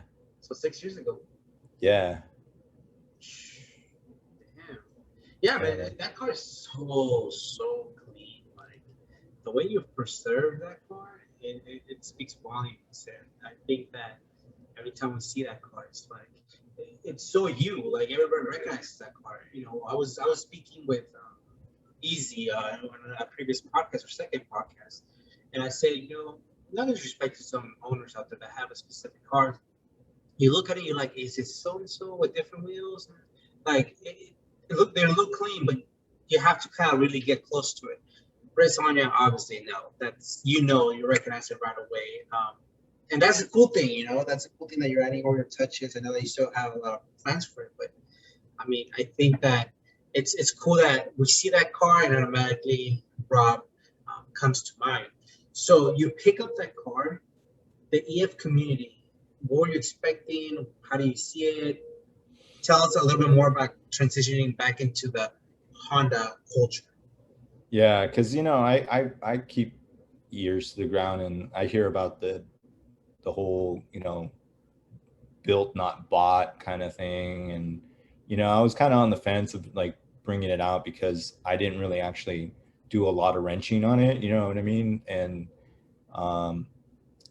but I told Joe, I go, Joe, this car is not doing any justice in Indiana. It needs Indianapolis or Indiana. It needs to be out here in the West Coast. And he's like, yeah, you're right. It's going to get all kinds of likes and stuff. And I'm like, yeah, I'm just going to baby the F out of it. And then after I took it to one show, because I told you, like, his name's Kelvin, but we call him Baldy. He's an Evo guy that I know. And he's like, Rob, you got this? And I'm like, yeah, man. He's like, dude, you got to bring it out. I'm like, really? He's like, yeah. And I'm like, okay, all right. So I took it out reluctantly, and I was surprised, right? Like, because that was the only hatch or EF that was there. I mean, everybody has like brand new cars or new cars, new platforms, but it was kind of cool because old timers like me would be like, oh, I remember that car when I had it in high school. And then their kids or youngsters would be like, oh, what kind of car is that? They didn't know what it was and they liked it. So it was like both the new school, old school kind of vibe. And it's a hybrid because it does have a newer engine, K20, right? So it's a newer motor, but with the old platform. And the golden era of Honda, I think, comes out of that whenever you see that car. And my goal is just, like I said, just keep it as immaculate as Joe put it, and just add little touches here and there, because the pinstriping is totally Latino. So like I was like, wow, this is totally a Latino like homage, right? So it was like definitely what I would like. And so that's the plan, is just to keep it, I have some ideas of what to do, but it might be too radical and I may want to just tape it back. But I think it's pretty much, yeah. Yeah, D-series, and make it really old school. So like I have ideas, like I've been looking for the Recaro, fabric that's in the front seats, because I want to rewrap the back seats with the same fabric, so it can be like kind of one look. So that's in the plans. I'm still sitting on my other TEs. I haven't put on. Tell me. I know. Without telling me you're following my other TEs. Yeah, so I don't want to say. And then I might clean up the motor a little bit. Like there's little things here and there, like on the bolts and stuff like that, just to clean it up a little bit more, because more of these guys that I see engine bay wise, they do a lot, and I really appreciate that. And at the time I was like, oh, I'm just going to drive it. I'm not going to worry about it. But I think it's going to be to a point where I hard park it for a while and admire it from a 4-post or something like that. So. I want to touch base on something that you mentioned, the whole bought not build not bought. I think that's two different personalities crashing into one another and trying to legitimize one side. And I've been on that side of things. I've even said some things when I do my little walk arounds, and I think about it. I think I was wrong on that point of view. Especially when I get to interact with other people in the comment section. They're like, "Hey guys, I've thought about this way." I'm like, "Oh, that's true." The thing is this, like, not everybody's gonna be mechanically savvy. Just because you're into cars doesn't mean that you're gonna be mechanically savvy. Number two, um, just like I took my car to get worked on, that provided somebody provided that service for me. So now, F Spec, let's say, had, a job. He's mechanically inclined. He loves cars, and that's his job, right? So that's his career. So he provided a service for me, for someone that's not as mechanically inclined, to provide a wonderful job. Then he did the work. I paid. I guess that's where the conflict is, right? Like, well, most of these DIY guys, maybe they do it because one, they want to learn, two, they have experience, and three, maybe they don't have the money. I keep hearing that. And so that whole idea of like, oh, yeah, but what did you do yourself? It's almost like trying to, we're nitpicking. We're nitpicking to, if you say somebody, oh, I did the work all myself. Oh, yeah, I can tell. It looks like shit. Okay, so you're never going to keep people happy. So I think that people that have either mentality, one or the other, I think they're very close-minded. Ultimately, let the person be, happy for what they have. Now, if their personality is different, or like, I guess there are some people out there who claim to do a job that they didn't. I think that's more of a self-confidence. That's completely different. But what I'm saying is, who cares if you bought the car like that? Does it really, really, really matter in the grand scheme of things? He's enjoying it. He's loving it. He's in a different stage of life that he's able to do that.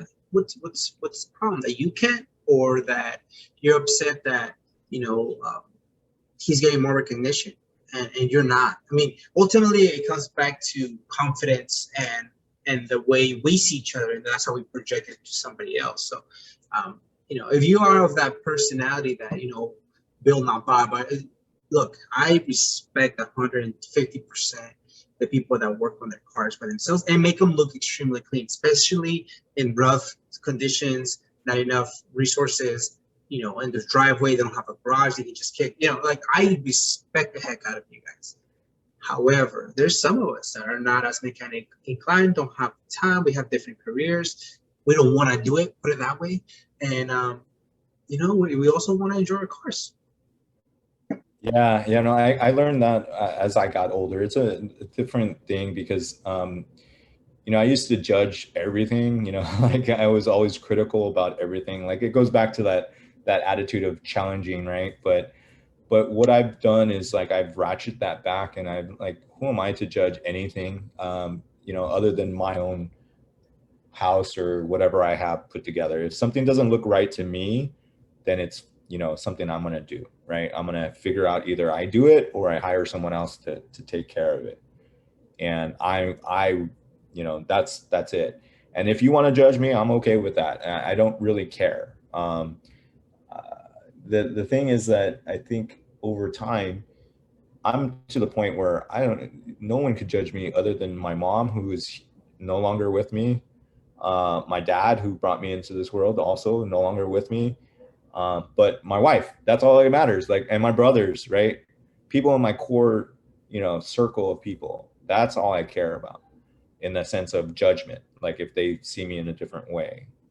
Anybody else, I don't care. Like if you think I bought this car and you're just enjoying it because I bought it, and you're, giving me shit about it, I don't really care. It's not.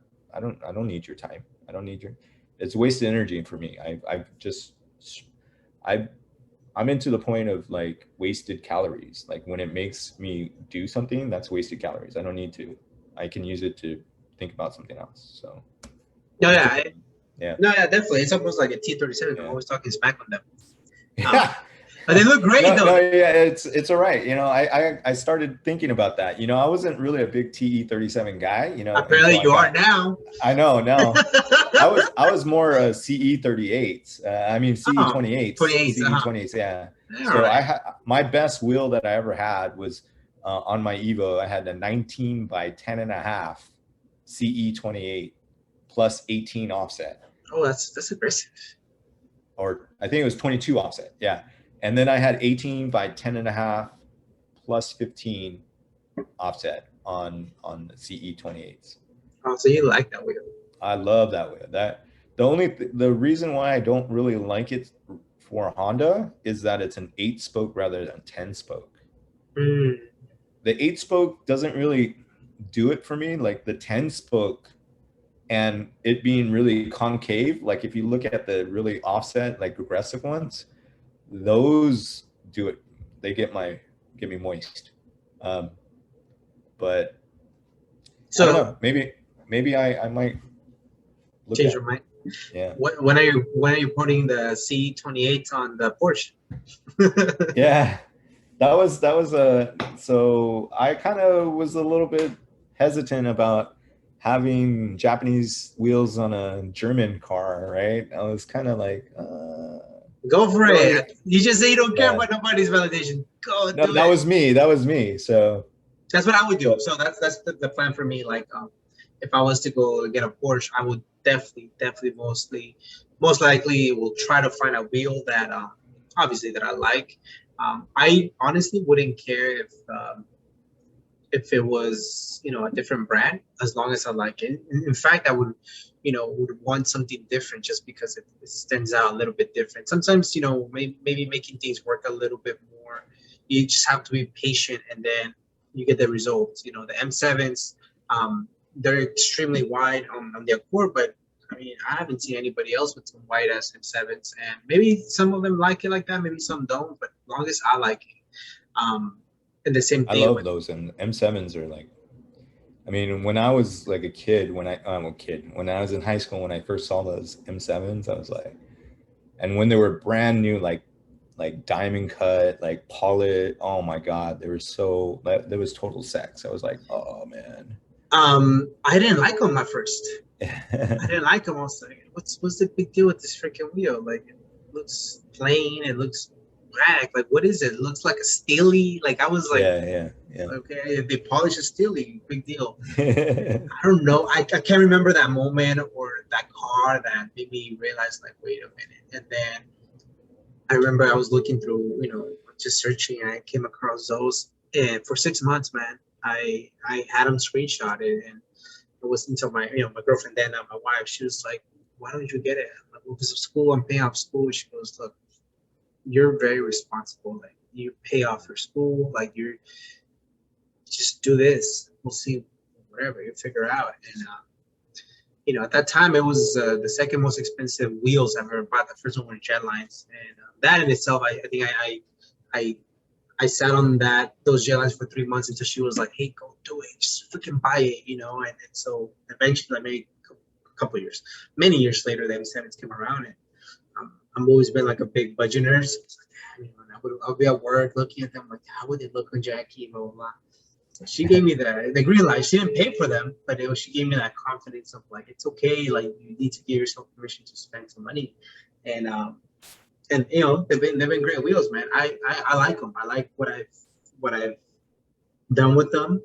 The car, you know, it is what it is. Like, going back to that, I think 5 to 10 years ago, maybe I would have cared a lot more about people's opinions on the car, and now I'm at the point where like I legitimately don't really um, I don't get too high on the, you know, positive comments, because if I do, then those negative ones are really gonna get to me. So it's always like Yeah. right in the middle, you know, of like, thanks, but anything I do to my car, I don't really nobody needs approval, and that goes a long way with everything, you know.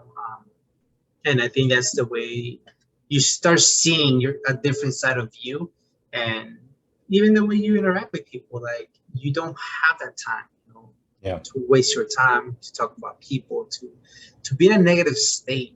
And that's a beautiful thing, because now you're expending your energy, your time, apparently picking up hobbies of making transparent ice be more transparent.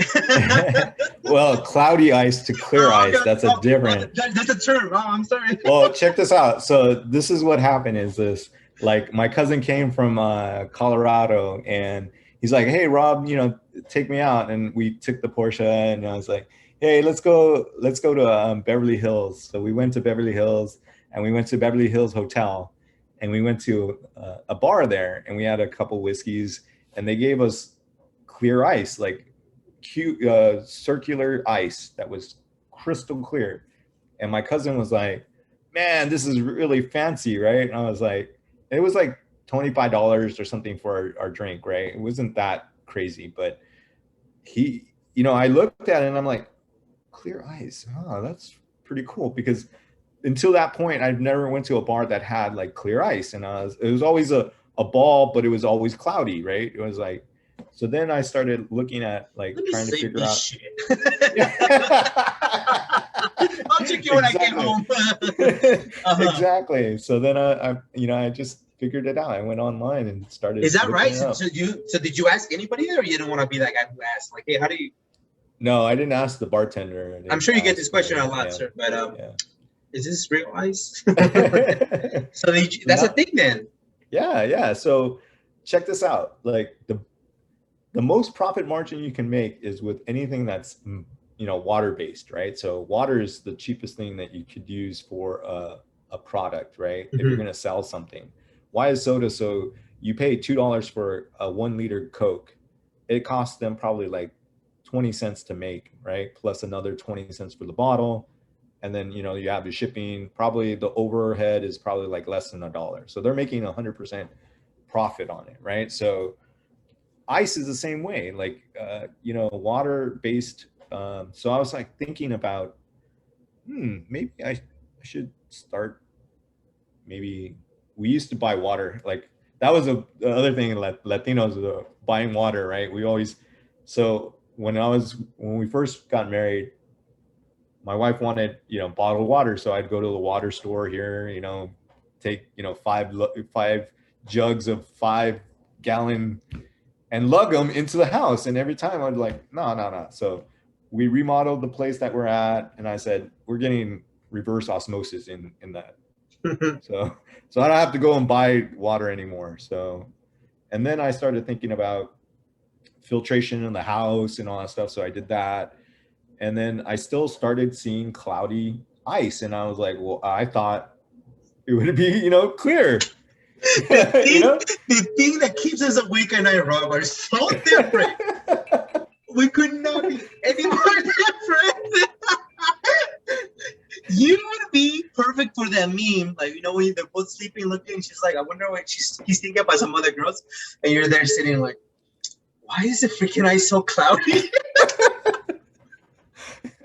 Yeah, man, these things get me in my head sometimes. It's like, so, and then it's like it's just something in my head I have to figure out. So then I'll just figure it out. And then once I do it, then I'm like, cool.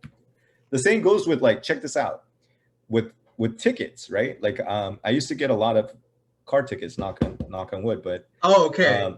yeah. So, and I used to just pay them, right?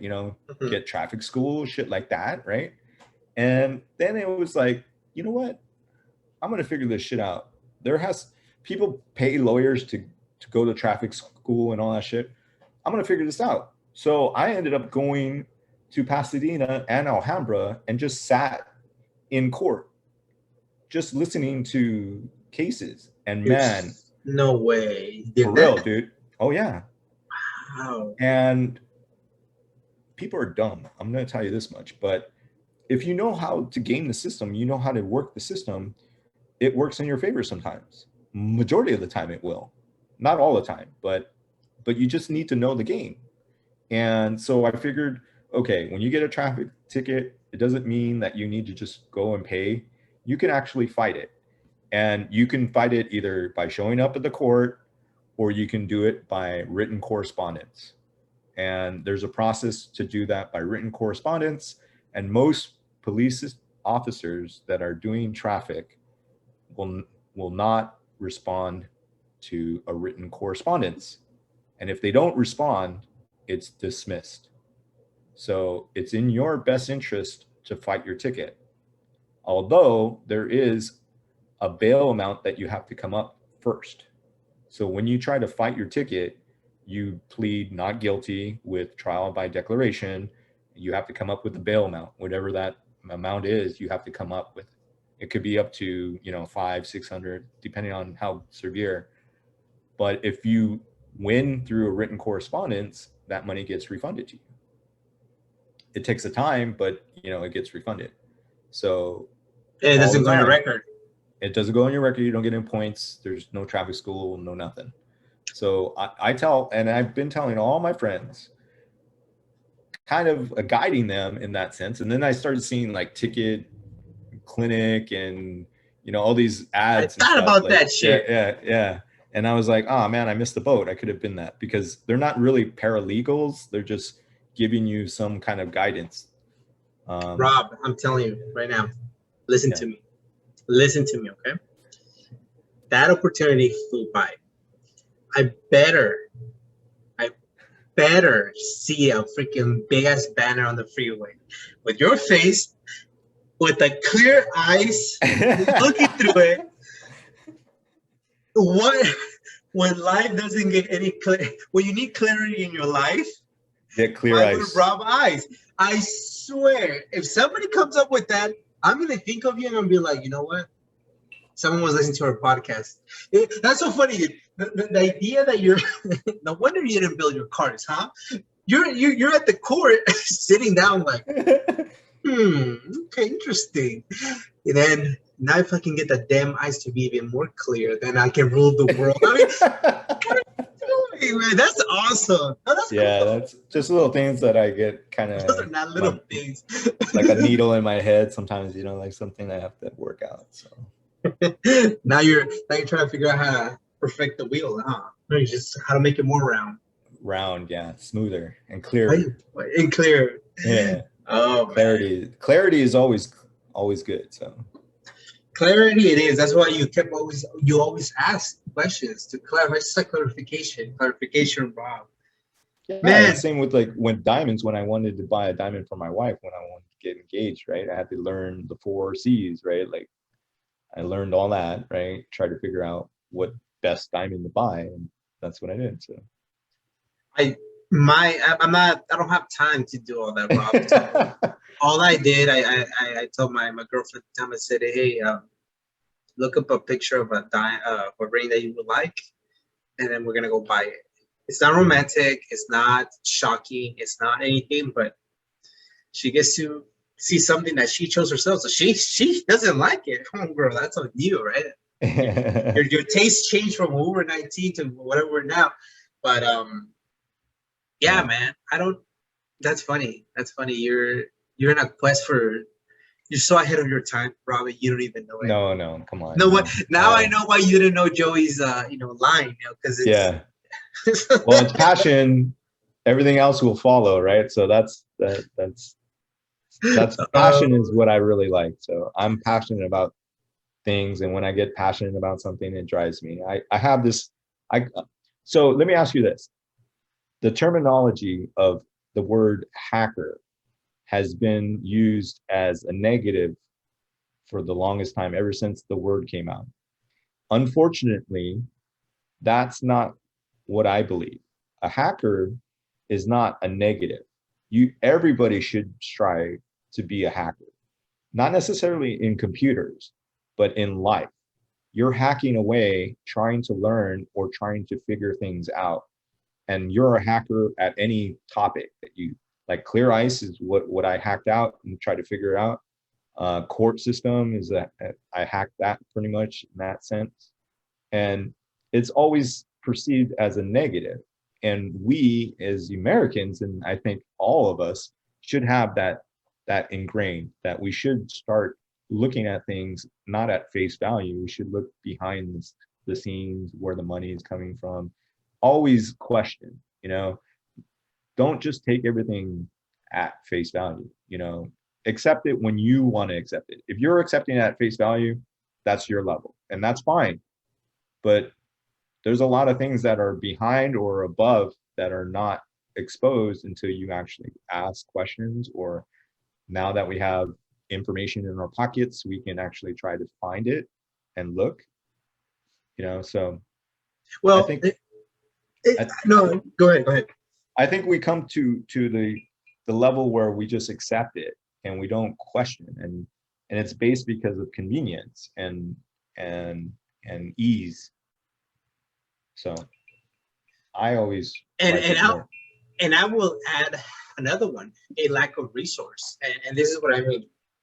I like the point of view that you're saying. You know, the word hacking and hackers always definitely use on a negative. You know, oh, you know, someone's gonna hack your information. And yeah, if somebody hacks your information to do some harm to you, well, that sucks. However, I mean, that's the way advertisement works. They're in essence hacking or searches, so then they can throw advertisement. We don't look at it that way. We just think, oh, I mean, I was talking about, you know, Porsche, and all of a sudden I get ads on my phone about a Porsche. Like, oh, my phone's, you know, listen to me, ha ha ha ha. Well, I think in that sense, like you mentioned, there's always something more to it. Like you get a ticket, and most of us, you know, we just go and pay it. And what do we say? Oh, well, you know, the people that have money, they get away with it. Well, it's because they have those resources where they have availability, or they search for, let's say, a lawyer in this case. And that lawyer maybe knows exactly what you just said, right? And so the lawyer's going to do, no, you got to do a written response, and then you got to do this and that. Oh, okay, cool. And it's not going to go my record? Yeah, okay, just text them. Oh, okay, no problem. So do they do that?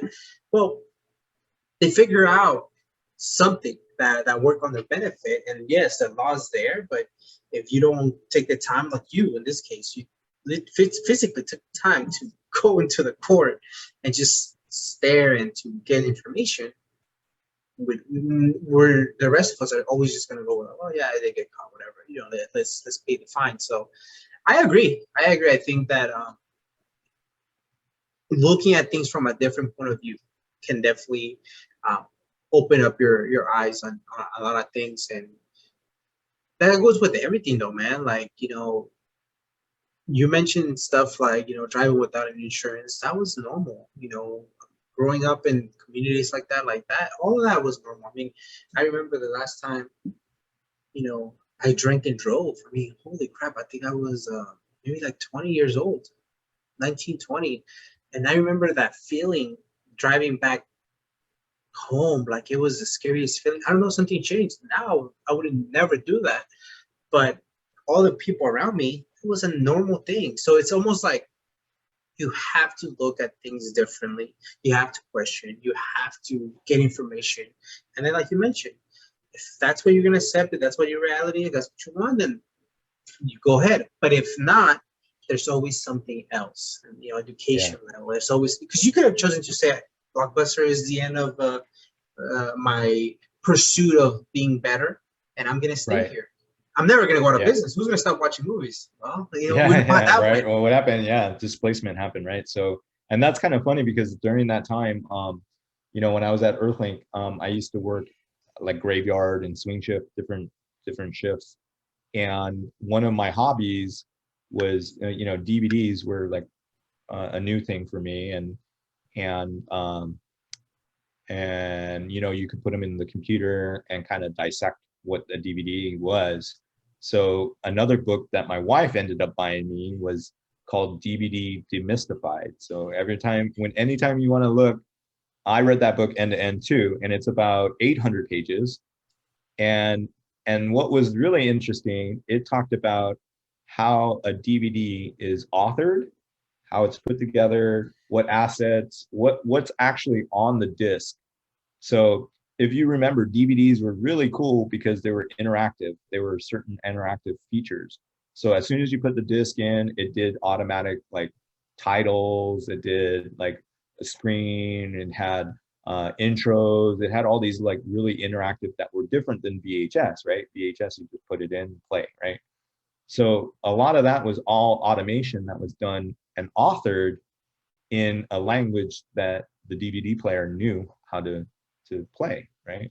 So I was fascinated by that. And I, you know, basically Netflix at the time, where they rented you DVDs, I would rent DVDs, and then I would, as a hobby, I would just dissect them and see what they were made out of. And then, you know, I would shrink them, right? And then eventually there's codecs that ended up like doing it automatically. But at the time I was like learning this, right? And IRC, I don't know if you know what IRC is, but Dude, the last 5 minutes of you talking about CDs has been over my head. I'm just nodding like I know what you're talking about. So None of us IRC, know what you're talking about. yeah, IRC was Internet Relay Chat. It's still around. It's basically what Slack is, and Reddit and all that stuff is now. But basically, you had rooms and you would chat about certain topics, and one of them was DVDs, and that's where I would go in. And at the time, I had more internet friends than actual reality friends, like real friends. And so anyway, fast forward, it's just that has always been a curiosity for me. Like if something gets my fancy, I try to figure it out from the inside out, like either I seek knowledge from other people or I try to figure out myself. And I think the hacker community is very open to that. So if you're really looking for, and car community is the same way, like you have, people that have the knowledge, and some of them are open and some of them are closed. And you have the same in the hacker community, where it takes a while to break that wall to get into that knowledge base, right? The same with the car community, anything. I golf too, golfing is the same way, so, and I think that's something we need to be aware of and apply that to everything, because it makes it easier. And we as humans are very social beings that, yes, you can do a lot of things on your own. And at the time, I remember when I told you I was like a big-headed, I thought I knew everything. At the time in computers, I thought I knew everything in computers. But I was like a small speck once I started going to, cons and stuff like that. I was blown away about guys from other countries doing God knows what, right? Like so that was a humbling experience. And I will never knock anybody's expertise, anything like that, because I may know enough, but I know there's a person that knows more than me. Oh yeah. What is that quote? The more I know, the less I know. Yeah, and the quest for knowledge is what I always want. Like people need to do that, and I think I want to give back to the community in the sense of in Latino space, right? I want more people to be aware that I don't have a college degree, but yet I make high six figures. And honestly, I had a revelation. I was like, I'm making more money with the least amount of effort that I've ever done in my life, and I don't know why. I've come to a level where if I apply myself like with either the ICE or like other things like that, who knows where I can go, right? And I think I was never in an environment that said sky's the limit, you need to go for it, right? I was never taught that. I was always like, hey, we need to get bread, or hey, we need to get enough money to pay rent, or hey, my car payment's due, right? I've never thought of like, yeah, your car payment's due, but you need to get skill sets to get where you don't have to worry about that, or come up with an idea that makes that money to be that level. And I think chess also helped me. I think strategy, yeah. And I think playing chess, knowing steps ahead, being ahead of things, is a very conscious thing that you have to be aware of. And I think chess helps that. So I tell anybody that doesn't know how to play chess, they need to learn it, because it's a really good foundation. Thank you for sharing that, because I know that's extremely intimate. And I think to add to that point is you're doing something that you actually enjoy, so you found something that you get a lot of enjoyment out of it. You're good at it. So I'm sure there's just some days that you're like, I don't want to do this, but there's some days that you're like, the day just flew by because you were so intrigued in what you were doing. I mean, you're passionate about tech, man. That's insane, and I wouldn't be surprised if down the road you create an app about clear eyes and you can order it and get it and start business like that. I mean, we laugh, but that was a business. I never bought one, but there was a business where they were selling rocks with little happy faces, and that $5 a pop. You got the rock for free. It was just the shipping. And so you never know. Like, pursue it. You just never know. Because on that note, that's funny. I mean, you brought up a lot of different things that kind of trigger. Um, one, it's hard. It's hard to imagine something that we've never been exposed to. So, as your mom was working and just trying to survive, like a college degree, you will hear that it's important, but we don't really know, one, how to get it, two, what it really means, and three, the benefits in the long run. And so we think that we must get a job right now to pay the bills. That's very short term, as opposed to like, oh no, go to school for 4 to 5 years, and you're not going to get money out of it. In fact, you're going to spend money to get a degree or get some knowledge, and so that's kind of hard to wrap our head around. In your case, you didn't go get a college degree, but you also got trained. So it's not like, oh yeah, I didn't get a college degree and I'm just gonna sit back here and work at McDonald's and expect to move up. Even someone that works in the McDonald's branch and company, there's people making some serious money working for McDonald's, but they're working their asses off, and now they're management. They have all these different responsibilities. So it brought up that idea that, like, no, you don't need to go get a college degree to feel that you are successful or that you're part of something. You also have to get trained. You also have to work, have a great work ethic and integrity, and push yourself to be better than the day before, and find something that you like. So those are the things that, kind of, just brought to my, head when you were, saying that. And then, even like the clear eyes is a joke, but it's not at the same time, because kind of like, tell me you've never been here without telling me you've never been here. You notice that. Like, that was the first thing that somebody noticed, like, oh, this is fancy. And to somebody else, it's like, okay, whatever. Maybe they grew up in that environment, but you guys didn't. And so it's like opening up the eyes to, like, oh my God, like, wait, what is traveling mean?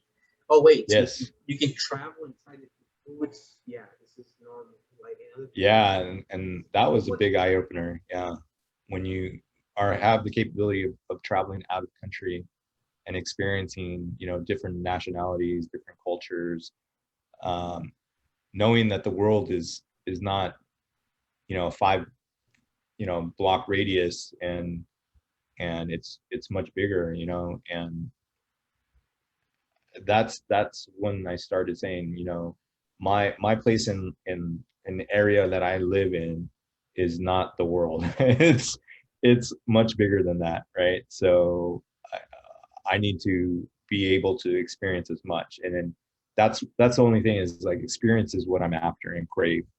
Like, experiencing this with the interaction with you is something that's going to be very instrumental for my life going forward.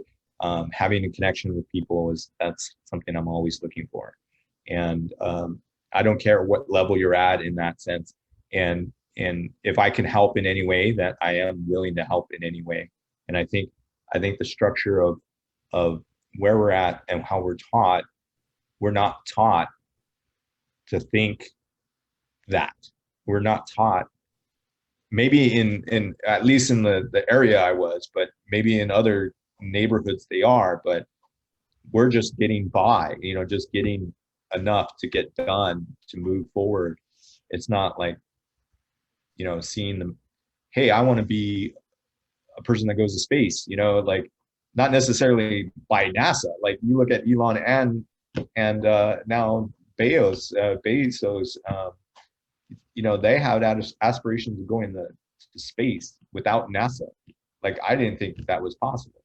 Like, it's because they're on different levels that supersede the government. They're on their own level. They make their own rule sets, and it goes to that point where, if you make the gold, you make the rules, and not necessarily, in a negative way, but you can have anything happen for you. So yeah, I think, yeah, definitely. I think it's cool what you're saying, because it's just like, we can't even explain, like, you and I have barely been exposed to, like, new experiences and traveling and things of that nature, because I, like yourself too, you know, growing up, it was like, well, sure, go do well in school, but at the end of the day, we're just trying to survive that day and survive the end of the month, and dealing in a hearing as a youngster, you're dealing with, like, oh, we don't have money for this, we don't have money for that. And so that gets engraved in your head until it's up to you how you choose to continue in life. I know a lot of people that, make millions of dollars a year, and they're the most humble people. And I know people that make $15,000 a year, and they dress very fancy, or what we think is fancy, and they treat people different. And so you start seeing those personality traits. But I think it's the lack of vision. I think once you start really seeing out there, there's always gonna be a bigger fish out there than you are. Oh yeah. Whether it's cars, whether it's food, whether it's traveling, whether it's anything, there's always someone who's gonna be like, oh, that's cute. Like you think you're balling out and whatever. There's always been something bigger. And so for me, it's just like getting to know different experiences, treating people with respect, the way I would want to be treated. It goes a long way, whether you make $20,000 or $100,000 or $1,000,000. Yeah. It's the way you treat people. I think that goes a long way, and that comes with, again, education. Not necessarily academic education, that's an aspect of it, but that comes with so much education that you surround yourself with different people, different ambitions, goal settings. Like you mentioned, 17% credit to zero. Like some people never get out of that 17% because they never learn how to budget money. And that's it. That's their life. And then the next cycle of kids is going to be, 17%. Oh, shoot, I got 15%. Haha, I'm better than you. And in their head, that's better. They both suck in their own, ways. But if they don't know any better, they don't know. And that's kind of the thing where, now you did the hard work for you to be able, and you even had a better childhood than probably your mom. And we start going back and we start seeing like, oh, like, she really had it rough, like yeah. So I like to think that most of us are trying to get better. We're trying to go for a better future for not only us, but the future generations. Yeah, and I think that's instilled in us, like as humans, right? We're trying to help, the next gen do well, either education, financially, just mindset too. So, and I think the car community and that's why I kind of gravitated, in Honda. Like I've been part of the Porsche Club. The Porsche Club is a completely different mindset and different, I'm not going to knock it, but like they're a little bit more elderly in that sense, right? I wonder why, dude. Do you not know how much you're gonna pay for your paint job? Yeah, so I wasn't able to relate to them per se, right? Like I still hang with them, and it's just different. And I thought I would be able to have some connections, but I couldn't. And I found that even in the Honda community, doesn't matter what level we're at, I think the personal connection, we're not judging each other on who has the best car. It's just like, hey, I want to know you, and anything I can help you out with, let's work together on something, so. And that's what always kind of pulled me in, because I had that when I had the EF before I sold it, when I started, scavenging, like looking at Craigslist, looking at, junkyards, and then on the boards, trading stuff back and forth, and that's something I guess I missed when, I lost, because I also had that in the Evo community, and I still have a lot of Evo friends, friends that I met through Evos, and I don't think I ever would met them without an Evo, so, but I didn't see that with the Porsche community per se. I don't know. Yeah. Why, but I don't know. Maybe it's just a matter of time that you meet somebody that's also, first time owner of Porsche and grew up with Hondas and have like a similar background where you can relate, loves tech or whatever the case may be. It comes with it, Yeah, you're right. Because some people, their Porsche is like their fourth one, and they're like, whatever. So, yeah, that's right. Different money, different type of backgrounds, and different mentalities. Rob, man, I cannot say thank you enough. I mean, we've definitely discussed a lot. Thank you for having such great sense of humor, man, and energy. I think that's. I'm not gonna lie. I think a lot of people that listen to this are gonna be surprised by it, because you come off as, at least with me, you've been more open, but most of the time you come off very like serious and just you're obviously in converse, talk about the cars and things like that, but you came out very humorous, and now everybody's gonna know that you have this sick obsession with clear eyes. Yeah, if anybody wants to know, I can help with that. Yeah, definitely. No, man, but thank you so much. I had a lot of fun, man. I hope this is not the last time that you come through. We definitely want to hear about your stories with reading 800-page techie books. Yeah, man, right now, like my big right now is CTFs. CTF. So you play Call of Duty. We haven't seen you online, but yeah, I've been I'm doing these things, man.